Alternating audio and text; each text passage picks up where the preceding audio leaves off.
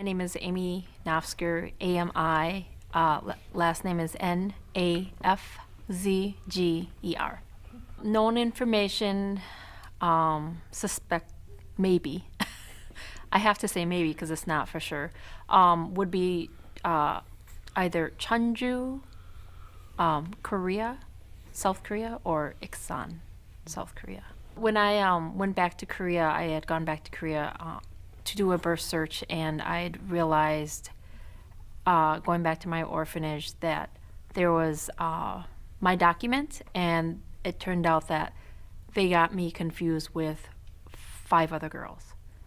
So they didn't know which person I was, and so they tried guessing which person I was, and they didn't know. And so I had done searches of the other children that also were in that group that they identified that could be me or could not be me. And so I had found 2 of them, but I could not find the others. So I could be anyway. It was in Cheonju, Korea. This actually took place, but they don't know for sure exactly where I was born or which person I was. But I do go by a name called Jin Inja. When I lived in Wisconsin, I grew up in a small town of 500 people. I was the only person of color. I had actually never seen another person of color, or I should say another person of color, Asian or African American or African, until I was in college.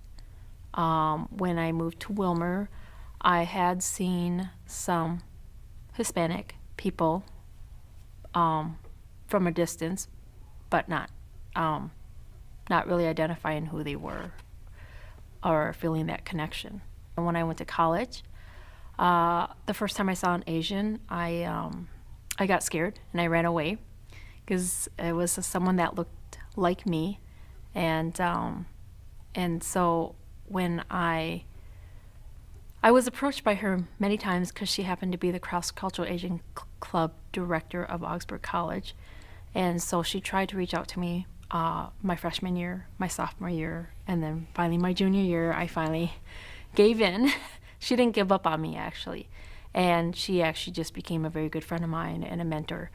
And we're still friends today, but she really taught me a lot about trying to grasp and understand and accepting myself as an Asian American, but then also helping me to try to identify or be accepting of who I was. And that kind of led me to actually, after college, I decided to move back to Korea. I was young and naive, and I just wanted this, I had this like sense of loss in identity and just really wanted to figure out where I came from and what my life would have been like if I would have grown up in Korea.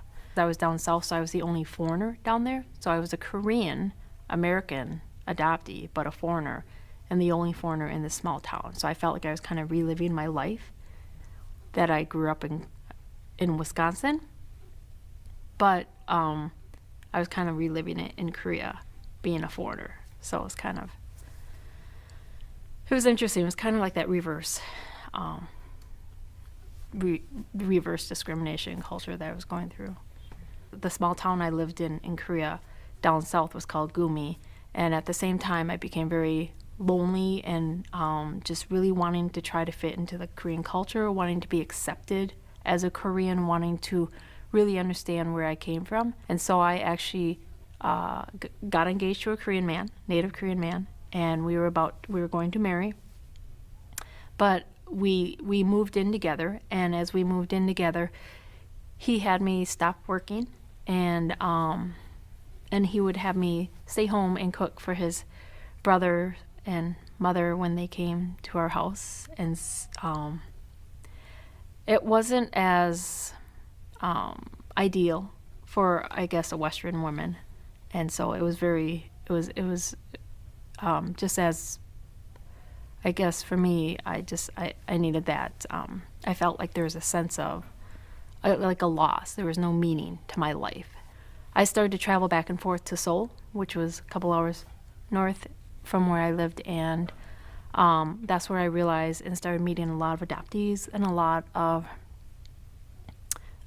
just different resources, government officials and universities and different Koreans that could actually provide some I would say meaningful resources for adoptees to be able to reside in Korea comfortably or to have that assistance. I worked a lot of nights trying to kind of create this vision in my mind of an organization to help adoptees around the world, where it would provide them such as things such as like homestays, scholarships to language classes to learn the language, a job bank, and birth searches. I think it was just something that I felt like the more and more adoptees I met, and it didn't matter where they came from, if they came from Denmark or from France or from Italy or from America or Canada, it just felt like we all had something so much in common. We had this common bond, and we were in Korea, and there I saw a lot of adoptees leaving very angry because they had such a hard time in Korea, just as I did. And for me, it just felt like even though that some terrible things have happened to me or others in Korea, I saw it as, instead of leaving the country angry, but trying to find a way to be able to provide some resources for adoptees to be able to enjoy their birth country. Just trying to provide education to the Korean community, but then also trying to provide education to the adoptee community too about how to act and while they were living in Korea. They always use that expression, while in Rome, live like the Rome. So I don't know if it would be difficult just to live like the Koreans, because it was different language and different culture, and it was very different and new for people. But some people really immersed really well and accepted it really well, and other people just were very frustrated with the culture because it was very different. I started working with a lot of government officials in trying to promote and educate and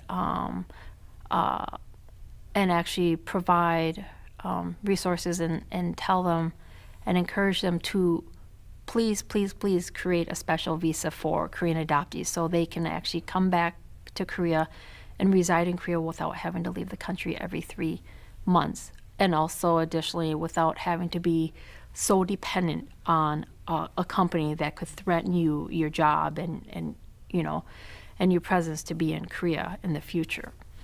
In 1999, the Korean government finally did create a special visa, and that visa is actually created for adoptees and Koreans worldwide. The first conference was in Suwon, Korea, and it's about an hour south of Seoul. And it was the very first conference that I had ever been to, and it was the first conference I ever organized. But it was a one-day conference.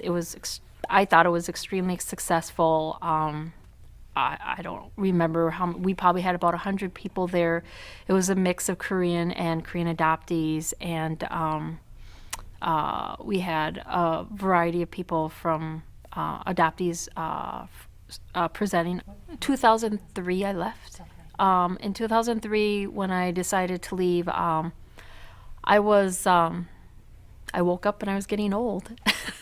Honestly, I was getting old. Came back to Minnesota. That's where my siblings live right now. Well, I have a couple siblings that live here, but came back to Minnesota and spent some time with my niece and nephews and brothers and sisters, and realized that they were getting older. My nieces and nephews were getting older. I was getting older, and I felt like I was missing out on their life. I felt like my brothers and sisters didn't know me well, and I wanted them to get to know me, and I just wanted to share with them, who I was too, but I wanted to be just closer. So I think it was just my family that just, in time, I think, that just brought me back here. Personally, my husband and I have tried to adopt, and from Korea, And just recently, as we discovered, it's extremely expensive. They say because the laws have changed, and I believe it's all based on politics. Korean government has reduced the adoption numbers. The number of children in the orphanages in Korea have increased, and nothing is being done about it because there's not many native Koreans that are adopting domestically. So those children just end up growing up in an orphanage without even having a family. And growing up in Korea in an orphanage, I learned is extremely, extremely difficult. It's hard to survive. It's hard to get a job. It's hard to go to school. It's hard to even marry. I've met some adult orphans in Korea that wanted to get married, but they couldn't get married to someone that they had loved because the families had denied them because they didn't have a family of their own. So I feel extremely bad for these orphans that will grow up in Korea as an adult because they won't have a very supporting future, I believe. And it's based on the Korean society. Not saying Korean society is bad, but I'm just saying that's just how Korean society it is. So I feel fortunate being adopted and having that opportunity to put myself through school and get an education, and not to be judged if I want to go to school, not to be judged based on my family. If I wanted to get married, not to be judged based on my family. So I feel very fortunate, and I just think that there's so many children over there in Korea that need a home, and they're never going to get that chance or opportunity. And it's not even a home, but a permanent home and a family. They're never going to know what it's like to have a family or to be a family. Deborah Johnson, and it's Deborah, and the last name is Johnson, Johnsson. Technically, my birthday is June 24th, 1960, and I was in Seoul, Korea. I don't know if that's actually where I was born, but I was at the Seoul City Baby Home, which was a home for infants, and so I was an infant there. And then you couldn't stay at the Seoul City Baby Home much past probably, they said up until about the time you were walking. And so probably between the ages of 10 and 12 months, I would approximate. Then I was selected to go to the Holt Orphanage, which was just literally in the process of being built at the time, 1960. And, you know, whether the dates and the times and all of those things, they're all approximations because there really wasn't good record keeping. They just really didn't think that that was an important task to really maintain the details of the process. They were just really worried about placing kids in homes and getting them literally off the streets. And it was April 24th that my parents left the United States and flew to Korea to adopt me. And they came back on May 1st, so that was a really short trip. If you think about, they took a Flying Tiger plane where they had to it took 72 hours to fly there. I mean, it was just this horrendous journey. And then to just kind of pick up your kid and turn around and come back. And my father was a minister, so when we landed at the airport, there were 300 people at the airport to greet me and to welcome me to Minnesota. What a Minnesota thing to do. Anyways, and they were all primarily family and congregants from my dad's church. I was fully fluent in Korean when I came. So I think her line of thinking was that I needed somebody to talk to. So she's going to get this Korean woman. And subsequently, these people have become an integral part of our family life, and they continued to be in our lives. But when she first came, she came in the front door, and I ran out the back door. I didn't want to have anything to do with her. I didn't want to talk to her. I didn't want to play with her. I didn't want her around me. But that was my mother's attempt to sort of acknowledge my difference, and that my mother obviously couldn't help me as far as the language piece, so she thought, well, I'll just bring in somebody that can. And so I think that was pretty pioneering as far as a perspective from an adoptive parent in that age. The agencies basically told the parents, make these kids as American as possible, as quickly as possible. Now, I'm not really sure what that means, to be Americanized, but I think it was learn the language and really forget about everything in the past. And that's really what the Korean social workers were saying too. It's like, shut the door on the past and just move forward. People have asked me, it's like, well, did you ever want to be white? And it's like, did you ever want to be like your family, white like your family? I was like, no, I just wanted to be like the kids at school. Whether they were white or black or Native American, I just wanted to fit in there because I knew I wasn't going to fit in with my family. That was a given because I wasn't from them. I was from Korea, wherever that was. And so I really wanted to fit in my social circle.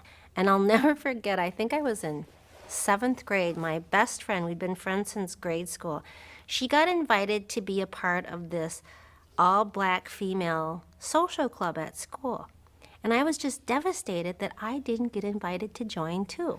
And it's obvious why not, but it was like suddenly there was something that split us apart. And it was about race. And that was like a totally new construct for me. It was like, whoa, but we're both different. You know, why can't we be in the same club together? And so that was sort of the beginning of my trying to figure out what that meant to be Asian and Korean and like this solo person in your social cohort there. It was an elephant in the room, but we all talked about it all the time. So adoption really wasn't a big issue for me. It was really about being so different and even different from, quote, the minorities. It was like I was the minority of the minorities in that sense. And I didn't have anyone that I could relate to. We had this Korean woman and subsequently her husband, but they were really foreign as far as I was concerned. And it was like this cautionary tale because I had started asking questions about my biological family. And she was like, well, you would never, she said, I never wanted to open that box because you just don't know what would happen if you open that up. And then she said to me, and I would consider it a slap in my parents' face if I had ever looked for my biological family. So that was a pretty clear message as far as all those little wonderings that you're having. You can just shut the door on that stuff right now. I mean, it was very clear that she was not comfortable talking about that piece. I think my parents were very forward thinking in the sense that trying to bring in Korean culture into my life in kind of a normal, if you can use that word, normal kind of way. Like, it's exactly what I tell adoptive parents now. You know, build relationships with Korean people and, you know, have them in your life and have a diverse environment. And my parents really did that. I don't think it was anything that they masterminded. I think it's just, to them, you know, they were common sense people. It's like, well, she speaks Korean, she should have someone to talk to. You know, she likes Korean food. She should know how to make Korean food. I mean, it was just sort of this good, solid sort of Midwestern common sense, you know, really well-grounded kind of work. The thing that my parents did, as far as talking about adoption, not excessively, but that it's just how you join the family. And we also, interestingly enough, my parents took in foster kids as well. And so we always had a number of children who didn't look like anybody else in the family and who were there for varying lengths of time. And at one point, my mother decided, we were taking in infants, and at one point, my mom decided that it wasn't healthy for me. One of the last little boys that we took, he was a preemie, and he was half Japanese and half Hawaiian. And I was 9 years old, I think, so I was old enough to help take care of him. I still remember his name. His name was Ethan. And so I was the big sister. I was helping take care of him and all of that. And my mother kept explaining to me, you know, he's just here for a while. His mom's in the hospital. She's sick. And when she gets out, you know, and I'm sure she told me that 100 times. Well, then when the social worker came to take my brother, she brought my mom a little bottle of perfume from the birth mother and said, you know, as a thank you present. So I was watching this whole thing go on. About 6 months later, my mother and I were out shopping, and we saw a little baby in a stroller. And we were like, oh, isn't that cute? And I turned to my mother, and I said, well, if you hadn't sold Ethan for a bottle of perfume, we'd have a little baby like that too. So obviously, I wasn't understanding the whole I mean, the woman was just aghast, I'm sure, that we'd sold our baby, but there was something about the fact that he was Asian as well. And I think that the fact that he wasn't permanent, my mom felt like that was not healthy for me. And that's how my parents got involved with that Ours, which was the parent group for families who had adopted. That was the very early group that eventually grew into Adoptive Families of America. But so we would have these picnics, and we would get together like the adopted parent support groups that they have now. And I have no idea what the parents talked about. The kids, we just sat around and looked at each other like, you are so weird. You're weird like me. What's the deal? I don't know. I don't think we really got it. Like, and there was nobody like facilitating our group like they do now. We were just supposed to play together. And there's some very funny pictures of us sort of sitting around not playing together because we don't really know each other. We just look at each other. I think there's a very big turnaround as far as thinking about biological family. And that's one thing that I think is an area where we've made a lot of improvements, where there's more respect, more time, and more space given to the biological families and parents of adopted kids. I've seen some really wonderfully supportive adoptive parents be instrumental in reunions and in that kind of thing. I think that that's been a huge step forward. Unfortunately, I think where we still have some room for growth, and it's really quite shocking to me, is really around the race issue. And I moderate some online groups that are fairly large, like 2,000-3,000 people. And I'm still amazed at, and there's no maliciousness behind it, but just really the lack of information and some real ignorance. And I think in this day and age, it takes a lot to be ignorant about race. I mean, you really have to not want to know and not want to hear, or you live in a little bubble. I'm not sure what it is. And I don't assign, like I said, I don't assign any maliciousness to it, but it's really surprising to me. And I'm always sort of taken aback because what I see and hear from some of those parents and their children are things that I was dealing with when I was growing up. And that part hasn't changed. So as a country in general, we haven't made a whole lot of progress. I think it sort of swings back and forth, and we're in a bad arc right now. I think my parents lived in kind of this nice little Christian bubble, you know, where we love all God's children and it doesn't matter what they look like. And I think there are people today that still live in that bubble. It's like, well, I don't feel that way and I don't see people that way, so that's not the way the world is. And their kids are really being left isolated and alone and without any support around those issues. I really see that that's like the biggest hole as far as in this fabric of what we're doing with adoption, is that parents don't want to see the world the way it is. And they're so diligently working at creating sort of this utopian nirvana fantasy about their family and, you know, how everybody feels about adoption, and that they're just crushed when the bottom drops out. And it's the kids that suffer because then they don't have anybody that can help them through that.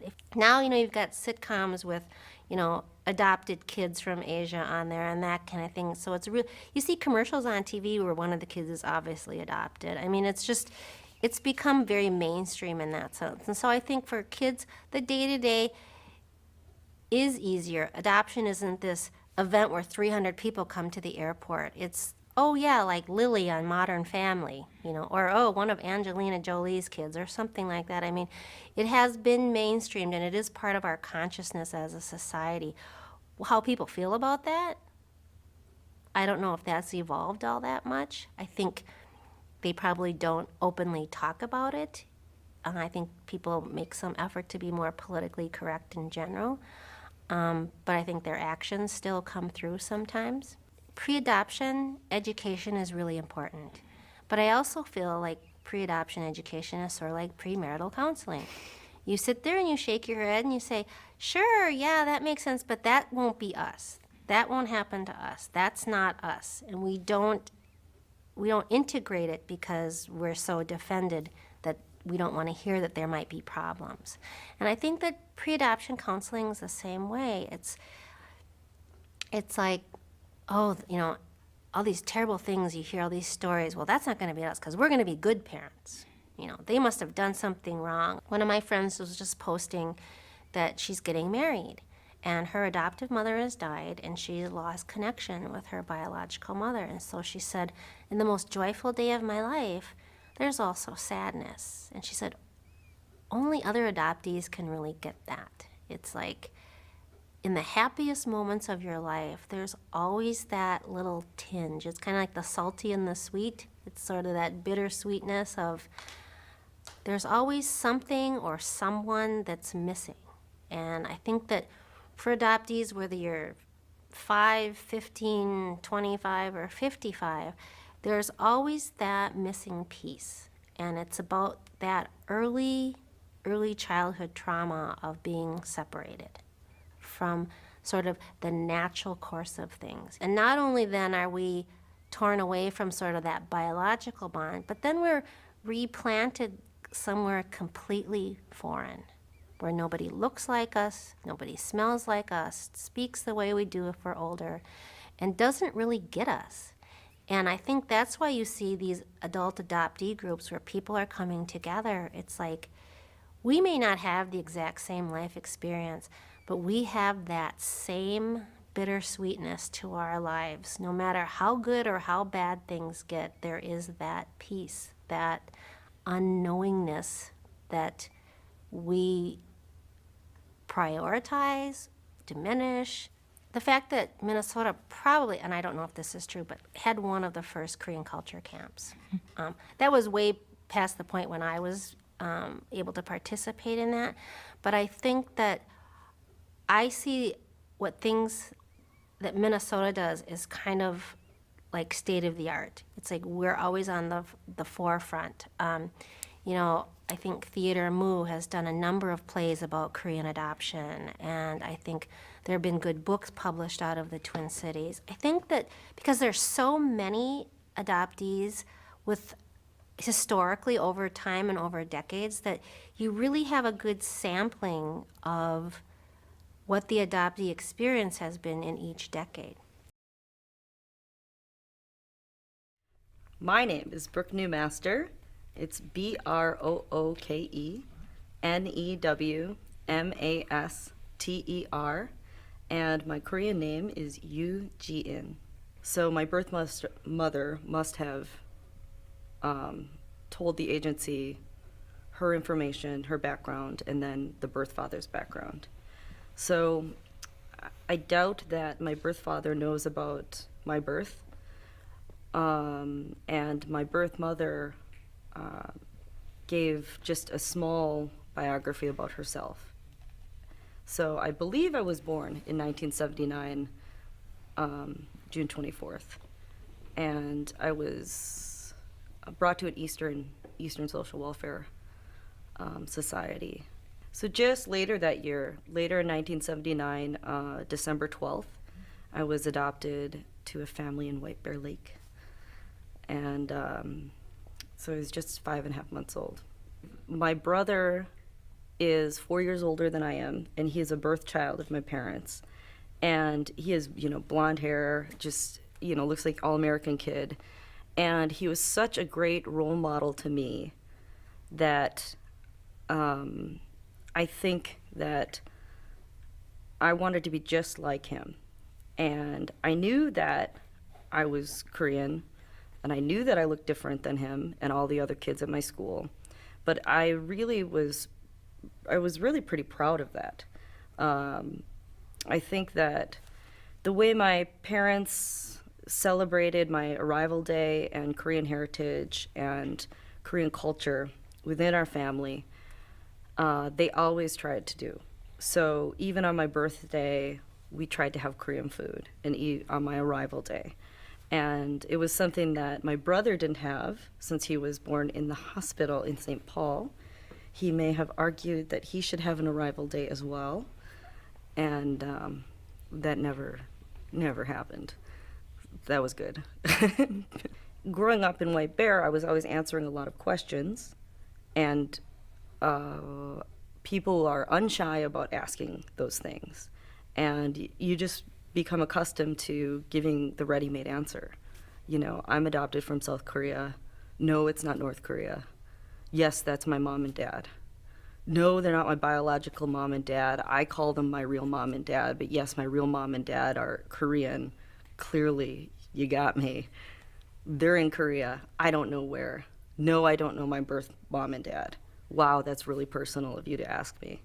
I don't want to share any more with you.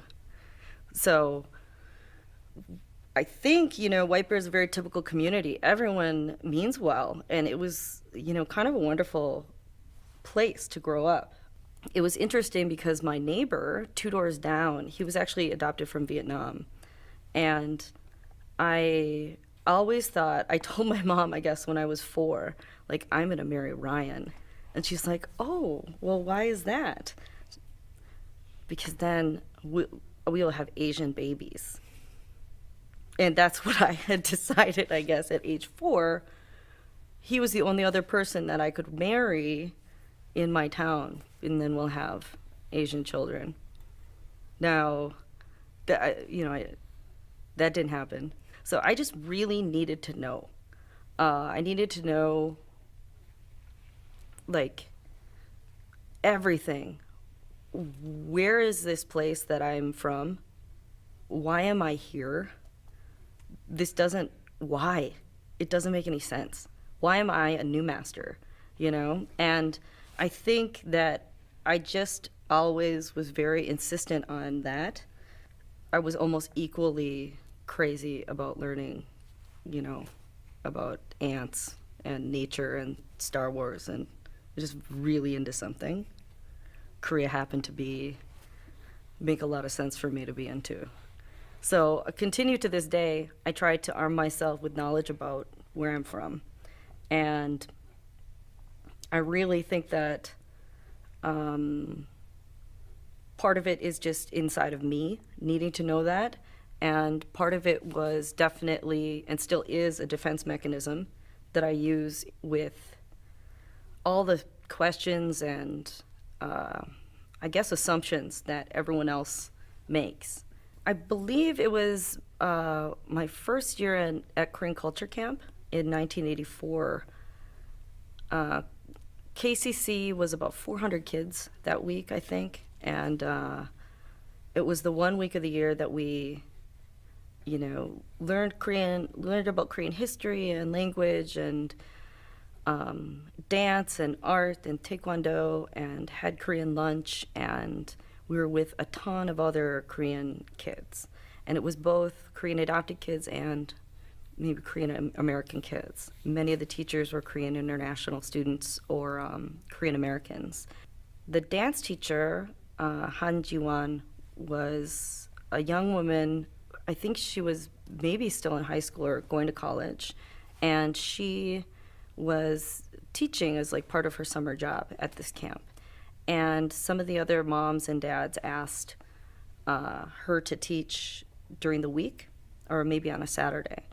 Since 1984, that's what I do on my Saturday mornings, is Korean dance. It's so normal. So that was the time that you see other Korean adoptees. I think that we really loved doing fan dance and dancing Korean dance. But the draw was being able to have Ji-won as our teacher. She was the only Korean woman that I knew in a personal way. And she gave us so much of herself when she taught. It wasn't just about learning, you know, the movement, but she spent extra time with, you know, all of the students outside of dance, and she was just a really great role model for us. to this day, I bet she doesn't know how influential and important she was to so many girls who were in Changmi dance. And she named the group Changmi. I think she thought that it is such a pretty name, and Changmi means rose. And it's interesting because I think it's a rose that still has thorns. I wanted to continue the dance group so that the kids who were younger than I was had the same good things that I had, right, when I was little. At the same time, I think was growing and learning so much that it was a long transition period, becoming a student into the teacher. I always try to stay true to Korean traditional dance and movement. But with anything, you're always going to have your own feel to it. So I really want to stay respectful to Korean dance. And I think that part of Changmi Korean dancers, when you see them dance, many of them are Korean adoptees.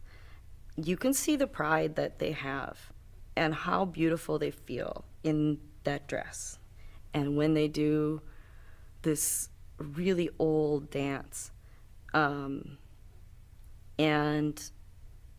I think when we practice together and we learn about something of our heritage together, they have like this inside joy. And I hope that that leaks out while they're performing. The Korean Heritage House, I kind of invented because I wanted a place for Korean adoptees to have as their own. If you don't belong to a Korean church or a Korean, some other kind of organization, I don't know what you can have all year long. And Korean Culture Camp was only once a year. I think it's way too short. What I could do is have a physical place that is welcoming and is a resource center for anyone, not just Korean adoptees, to learn about Korean culture. We can have barbecues and potlucks. It's not attached to any religious background. So it's very open to everyone from all walks of life. And if I could have built it in a really big tree, like have a big tree fort for Korean adoptees to learn about Korean culture, I would have. So I think of it as kind of the clubhouse for us, that you can come and you can talk about Korean culture, you can learn about Korean culture, or you can just come and be and have community with each other. And I think like being at Korean Culture Camp, the most important thing for me was being around other Korean people. And that doesn't exclude my family. I really love it when my parents and my brother learn about Korean culture and have that in their life too. When I was young, I didn't know a lot of Korean people's names. And so now I think the Korean Heritage House, it's a good place to gather and to have resources on all of the amazing things about Korea and Korean Americans. And then it can be a place that people can learn about significant things that Korean people have done. I love my family. We definitely are not a perfect family, but it has nothing to do with me being adopted, right? So I'm so thankful for all the things in my life. I feel some heavy obligation to just be there for the next generation and give as much as I can. And by giving, I mean just by having the open opportunity for it and letting adoptees explore their identity themselves. And I think that that's just the most important thing you can do, is by giving people the opportunity to have community and develop those friendships and relationships and having those conversations. If we keep going back and watching policy in Korea and being knowledgeable and well-informed about the current state of international adoption, I think is so important. And I would say that for myself, like I said, I love my family. I am very glad I'm a new master. There was another baby assigned to my family before I was adopted, and I'm not sure why that didn't go through, but I was sent instead. So I think a lot of those ideas about your fate and those things, my mom thinks that it was God that brought me to their family, and I think that is wonderful that she thinks that.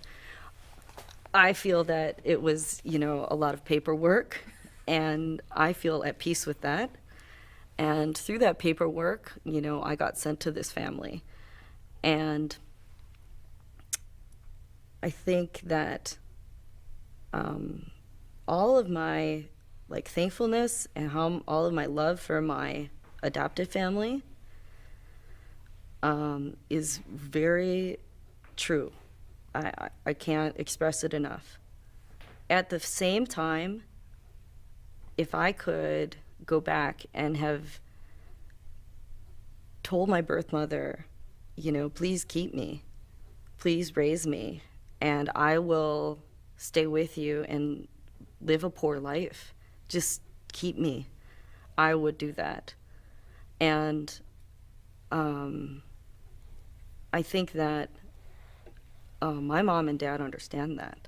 It has nothing to do with my love for them, but it's something that I would say to my birth mother. I can help affect the families who do adopt in Minnesota, and I can also show my support for unwed mothers and single moms in Korea, and show my support for them, and just for more social welfare for people who are in need.